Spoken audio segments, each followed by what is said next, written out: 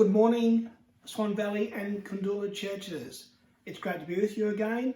I'm Loren Pratt, your pastor, and once again I have another sermon for you for this week as we still are the church scattered. A few announcements. One thing that's a highlight of my week is Cuppa with the pastor. And if you're not a part of that, you're missing out on a good catch-up time, connectedness, midweek. 10 o'clock Wednesday mornings, and last Wednesday we had someone from Mora, up above Mora, come on, and then we had someone from Melbourne as well, so which is really great. It adds a lot of spice and flavour to our morning, and we have a good time together. So 10 o'clock Wednesday mornings, Cuppa with the pastor. Of course, we have opening Sabbath, closing Sabbath, 6 o'clock on Friday night or Saturday night. Always another great time for a quick chat, quick catch up. And of course, we read the word together and pray in, pray out the Sabbath hours. Something else is that we have Zoom church. Now, I really love that. We're calling it Couch Church. And it's a really, really great time. That's 10:30 Saturday mornings, and we have an hour and a half of absolute great fellowship together, both with the word, with stories, with hearing what's going on in your life, and prayer. And it's a highlight of my week because I get to see you all, and we had a large number involved last Sabbath morning, and the breakout classes were really something last Saturday as we chewed over the sermon together and broke open a little more the passages of scripture for the day. So during this time, let's stay connected.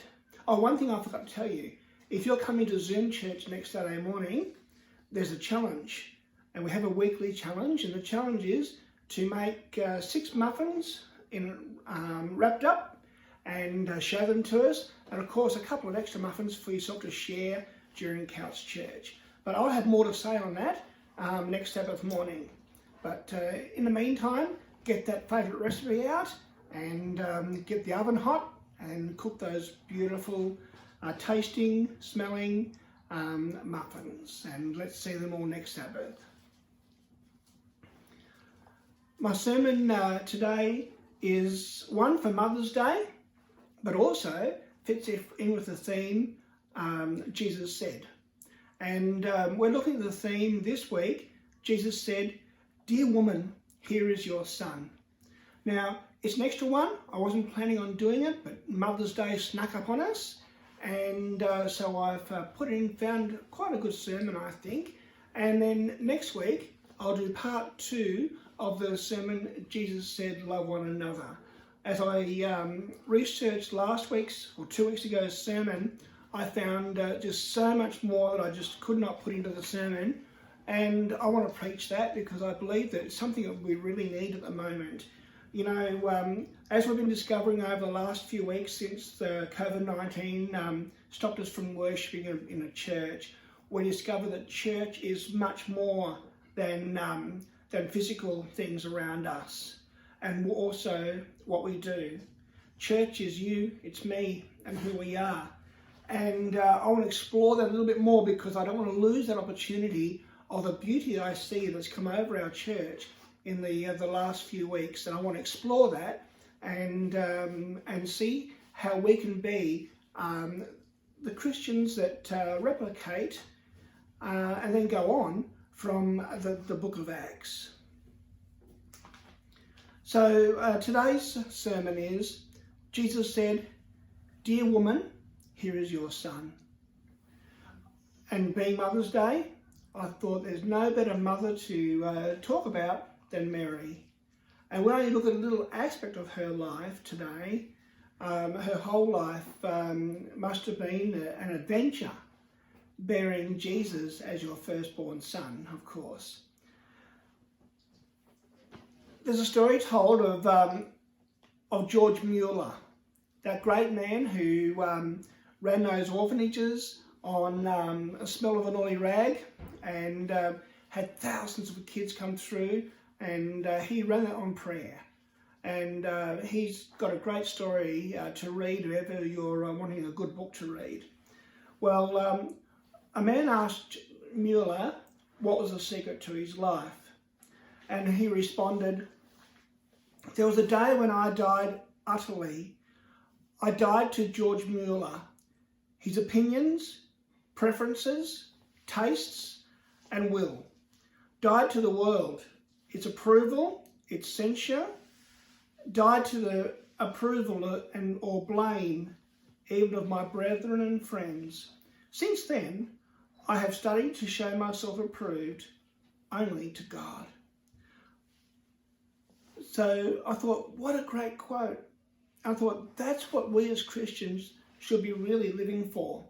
The humility, the love, the compassion, and the life of continually giving that comes when we're totally sold out to Jesus, as Mueller was. He said, "There came a day I died." Well, we're looking at the day that Jesus Christ died today. And our passage today is John 19, 25 to 27. John 19, 25 to 27. New Testament, Matthew, Mark, Luke, John. John 19, 25 to 27. Matthew, Mark, Luke, John.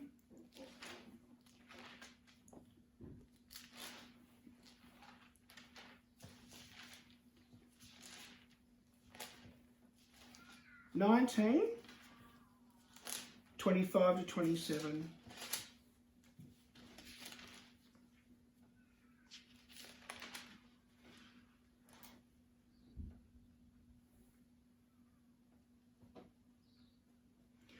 Near the cross of Jesus stood his mother's sister Mary, the wife of Cleopas, and Mary Magdalene. When Jesus saw his mother there, and the disciple who he loved standing nearby, he said to his mother, "Dear woman, here is your son." And to the disciple, "Here is your mother." From that time on, the disciple took her into his home. Beautiful picture here of Jesus caring for his mother on the deepest, darkest day of his life. A beautiful picture of his disciple John understanding what true discipleship really is and taking this lady into his home from that day onwards. None of the Gospels, other than John, have this story. It's about 9 o'clock to between 9 and 12 o'clock on the Friday morning that this story happens. Jesus he's been flogged. He's been had a crown of thorns placed on his brow. He's been hit in the face. He's been poked. He's been mocked. He's been stripped of his clothes, and he's been nailed to this cross. So, at this point of maximum humiliation and pain, and if you notice in the verse after, he says, "I'm thirsty." So his body is just going through absolute excruciating pain, and he could have been thinking all about himself. He could have been thinking about getting rid of that next pain moment or trying to ease the pain in some way. But no, his thoughts go to his mum and John. His mother is never named by John in his writings. And she is simply called woman, which is an Aramaic term of affection, but didn't use the word in Hebrew meaning mother. I wonder why. Maybe because it was too raw, maybe because it would make his mother go to pieces. I don't know, but he uses the word woman. And we notice too that John never names himself John either. He calls himself the disciple Jesus loved. And twice in the book of John, we find Mary referred to as woman and John just a disciple. And perhaps omitting the names is for a really real reason. And that is that we can identify with John or Mary, or identify with both of them. And it brings us into the story, I believe, more without the characters influencing us. We also learn that family really matters to Jesus. On this day of pain, on this day that he was crucified, he thought of his mum, and he thought, she needs family. He could have said, woman, I bought a life insurance policy for you. If you go home, you'll find it under my mattress in my bedroom. Or he could have said, woman, get thee to a nunnery. Or he could have said, woman, find a good nursing home for yourself and take care of yourself. Or he could have said, woman, stay with your sister, the other Mary. She's family. Or he could have said, no, mother, only woman. Or, I love you. But no, he said, John, look after mum. Mary, let John look after you. This is the last exchange we find between Jesus and his mother. And it's words that matter, of course. We all remember the last words we have with our family that we're dear to. And it's almost like that it's a betrothal. It's almost like, and it's using betrothal language here of the day. And so what's Jesus really on about? What is he really doing here? I believe that with Mary and John, who from now on will become a part of his Christian church, Jesus at the cross in his last moments is pulling together, forming a new family. Not bound by law, not bound by common religious experiences, but a family of Jesus, the body of Christ, made up of every man, woman, tribe, and tongue. And he sees the agony Mary is going through, and he says, at this time, she needs my family. And Jesus forms his family. Now, through his words, when he said, Mary, behold John, John, behold Mary, we get three lessons. One, we need to care for our family. That goes not just for mums today, being Mother's Day. It goes for mums and dads. It goes for children, siblings. It goes for everyone that's a part of a family unit. You need to value what we've got. You need to realise that is the essence. And when the chips are down, when our lives are on the rack and ruin, when we're in desperate trouble, we know that we can always come back to family, and family is always there for us. Most times, non-judgmental, accepting us and saying, let's move on from here. You are blood, we are blood, let's go forward together there. There are beautiful stories through history of where families have been there for each other through thick and thin and have done incredible things and taken incredible journeys together. There's power in family. There's power in family. Now, I know there's the other side of the fence, and I know some of you have been there with family. But Jesus intended family to be a little picture of eternity on earth, a little picture of what heaven is like, where Jesus is a part of. And Jesus uses family to say, this is what you do when you're together.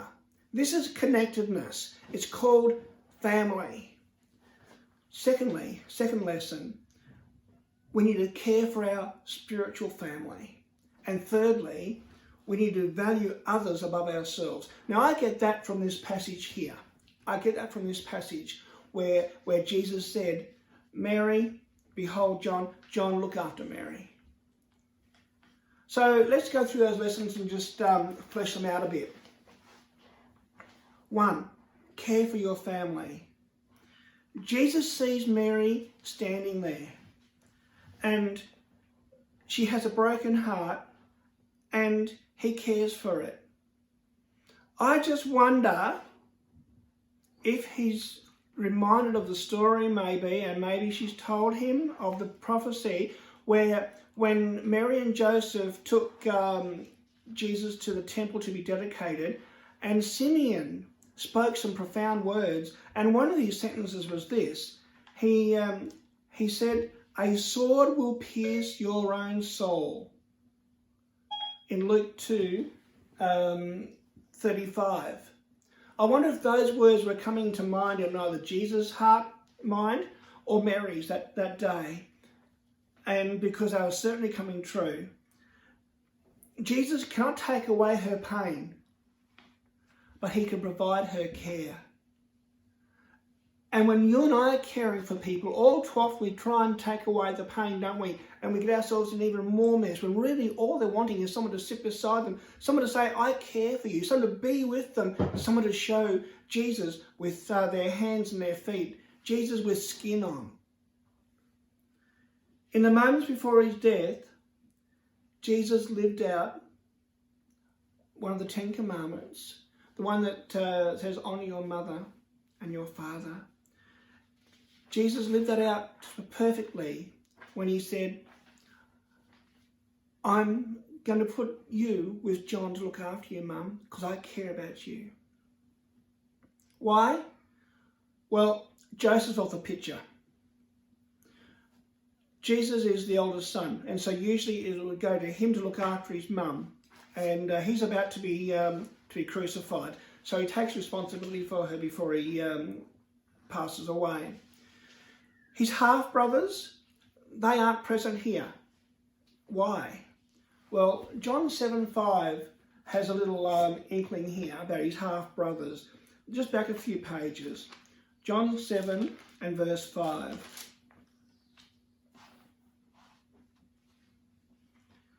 For even his own brothers did not believe in him.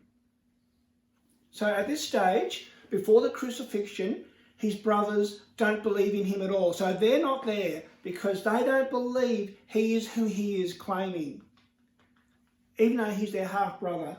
Come over to, let's just follow this through a minute, Acts 1:14. Matthew, Mark, Luke, John, Acts chapter 1 and verse 14. We pick up on his brothers again.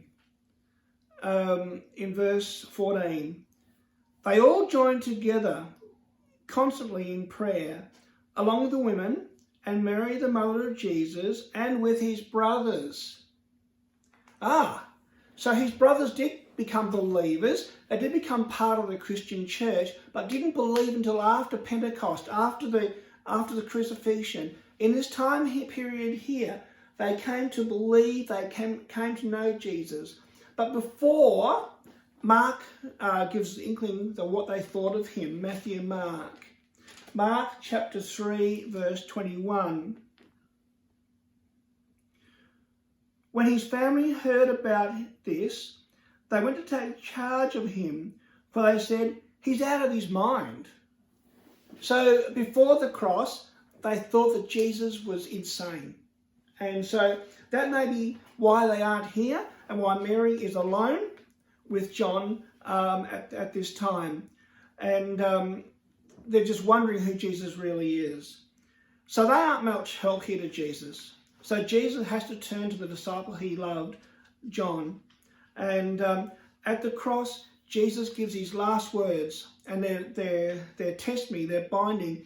And he assigns his mother into John's care. And he's binding them into a new relationship of mother and son. Jesus cares about family. Jesus made sure his mother was right before he went to the cross. And so should we. We should care about family. Family should come first. God first, family, church. I ask you this morning, those watching, where is your family? Where is your time for your family?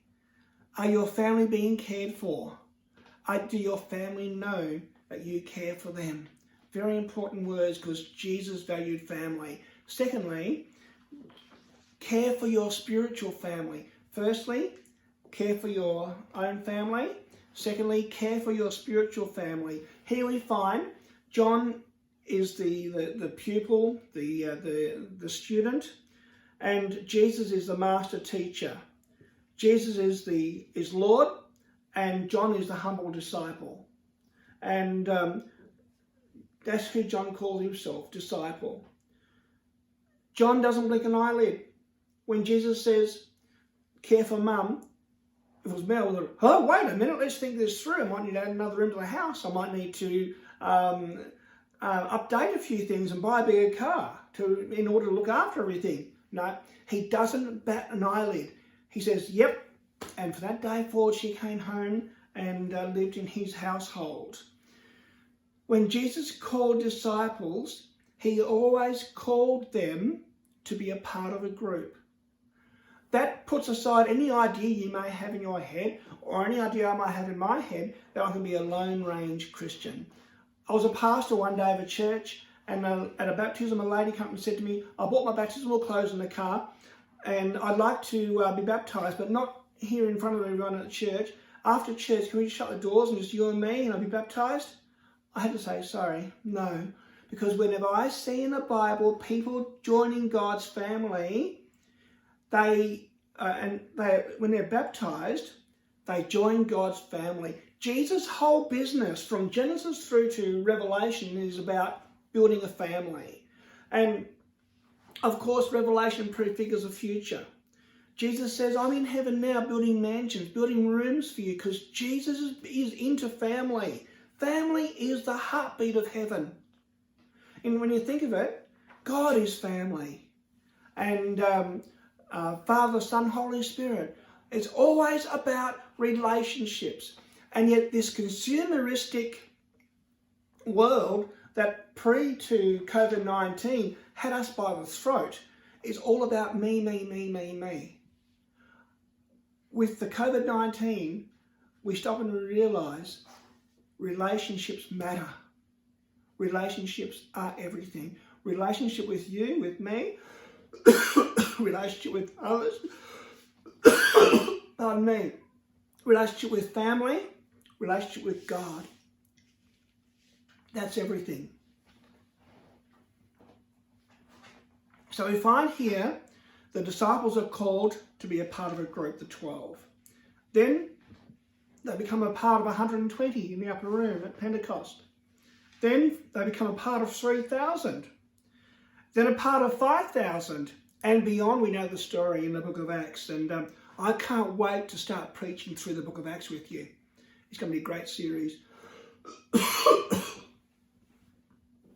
We find here whether it's 12, whether it's 120, whether it's 3,000, whether it's 5,000, they're all connected to Jesus. When you become a believer, you don't just join yourself to Christ, but you join yourself to his family. The Bible calls us, as his followers, the bride of Christ. Now, if you have a problem with church, then it's like you saying, I love Jesus, but I hate his wife. It's that plain, that simple. Church is family. Church is God's spiritual family. It's more than a building. Church is God's people being God's people. You're a part of a family. You are never alone. Hebrews 1:11 has a beautiful thought for us. Hebrews 1:11 about family. And I'm just turning to it now. Hebrews 1 and verse 11. They will perish, but you remain. They'll wear out like garment. You roll them up like a robe. Like a garment, they will be changed. But you remain the same, and your years never end. So we're a part of a family where God remains the same. Jesus remains the same today, tomorrow, forever. Now, what's his position in the family? And it remains the same. Romans 8:29 fills us with that. Matthew, Mark, Luke, John, Acts, Romans 8:25.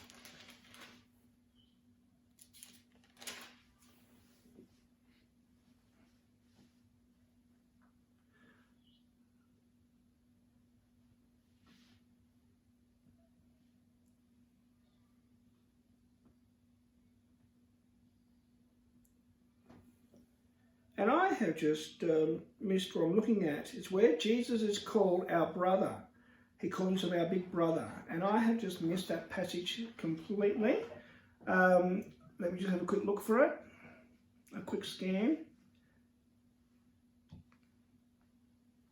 I've got it.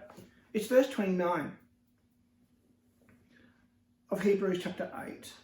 For those God foreknew, he predestined to be conformed to the likeness of his Son, that he might be the firstborn among many brothers. So we find here that there's a picture of Jesus being our big brother, or the firstborn brother, our big brother. Again, here we see a spiritual family is being formed here with the value of Jesus, our brother. Now, I don't always agree with my brothers. I've got 4 of them. And I don't always agree with them in many things. And they with me, and rightly so. But you know what? When the chips are down, when they think I'm struggling, when they think there's a problem with me, they're the first on the phone. Hey, Loren, we're hearing this about you. Hey, Loren, what's going on? How can we help? How are we here? And before we know it, the message board on Facebook is lighting up with all my family, and they're saying, how can we be there for Loren? That's what brothers do. And that's what Jesus is like in this spiritual family. He's not in some far off distant throne up there as we try to imagine at times. He is right here with us. He is our brother. And he's forming a spiritual family with you and I right now. And sometimes our spiritual roots are deeper than our biological roots. I'm asking you, who's your spiritual family? Can you name them? Are you a part of a soul group? Are you a part of a lesson study group where you meet together? Yes, of course you share the word, but you share each other, you pray together for your needs, and you also do mission work together and use your spiritual gifts. Soul groups, home groups, study groups are so valuable to your spiritual life because they are and they become your spiritual family.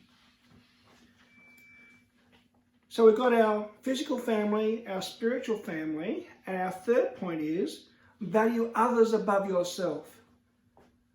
Value others above yourself. Jesus, on that cross that day, the pain of the world on his shoulders, but he valued his mum, he valued John above anything he was going through in those few moments. And it was as if they were locked in together for a few moments that was just so special. And Jesus was saying, you matter to me. I care about you.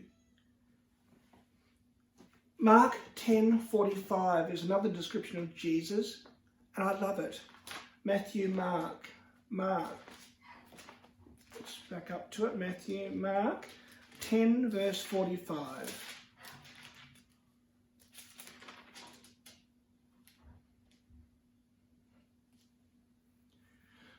For even the Son of Man did not come to be served, but to serve, and to give his life as a ransom for many. Jesus, in saying value others above yourself that day on the cross, set the true example. He was the servant of all, the servant of servants. Philippians 2:3 has some advice for us as servants. It says Paul, who had a real Christ change one day, and he came to opposing Christians to being the greatest evangelist this world's seen this side of Moses. Philippians 2 verse 3.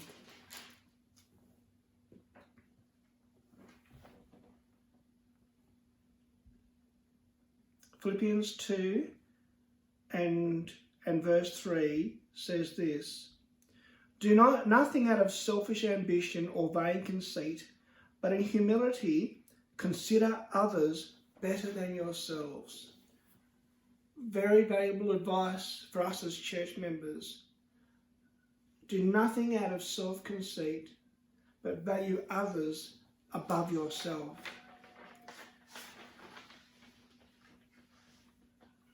I love what a guy called John Vanier says.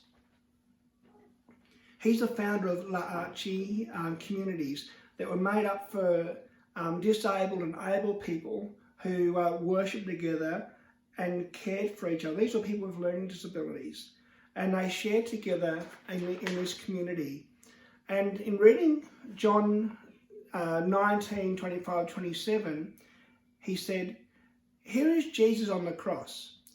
He's at the point of radical disability, and it's when he forms a new community. It's with people who have none of the marks of success of society. It's with people who have no wealth. It's with people who have no power. It's with people who have no beauty of themselves. It's with people who have no health, no education, no fame. But they become the centre of respect and celebration of love. Wouldn't that be a perfect description of our church? The church where we value others above ourselves. I would love Swan Valley, Kundula to be known as centres where respect is foremost and love is celebrated. I'd love to be defined by that, wouldn't you? Rick Warren has this to say too. He's the guy that wrote the book Purpose Driven Life. And he says, true humility is not thinking less of yourself. It's thinking of yourself less. True humility is not thinking less of yourself. It's thinking of yourself less. So when we bring this together and we see Jesus seeing the needs of others before his own, and then Paul says, if you call yourself Jesus followers, you need to follow Jesus' footsteps and see others more than you to see yourself. If we see the quotes of John Vanier and Rick Warren, we see that Mary and John speak out to us from the cross that day, at the foot of the cross, and they say, hey, we are two people that are a part of God's new family, and whoever reads these words, come and follow our example. And I believe that they are an example of the church that you and I need to belong to. John Vanier, in his book, describes again the La'achi group of disabled people who were with able people who formed this community. He said, perhaps the secret of any good family group, community or society is that little ones are made central and the rest of us use our gifts to create a community like that. That's a powerful quote. I dream of a church with cell groups, with home groups, Sabbath school classes and children's ministries where the little ones are made central and everyone uses their gifts to create a community like that. Imagine that. What a beautiful picture of people who are little Jesus, as Spurgeon says. Little Jesus here on this earth, waiting for eternity. The scene of Jesus bringing diverse people together at the cross and sharing his identity with them before he died and making a new community is a beautiful picture indeed, and one that as we look at the life of Mary this Mother's Day, we look at the life of John the disciple, and how Jesus formed them together into a new spiritual community, how he saw their needs above his, is life lessons, faith lessons that we as Christians need to take to heart and apply in our church each day. John becomes our example because he becomes the brother of Jesus. Mary is our example because her role and her house is totally transformed so she can become a minister of Jesus. And we find that this is a picture of God's family from here to eternity, a family that's a foretaste of eternity. So what I've been trying to say this morning, what's the big idea? The big idea is this: we show Jesus' love when we include others in our circle. We show Jesus' love when we include others in our circle. Think of your circle. Who is in it? Can you just see their faces right now as you sit there watching this? Can you name your circle? I'm sure you can. Easy, isn't it? But who needs to be in your circle this morning? Who needs to be in your circle? Can you name them? That is where this sermon hits home. That's where the rubber meets the road in this sermon. Can you name those that are outside of your circle in your circle today? God give us the grace. God give us the strength.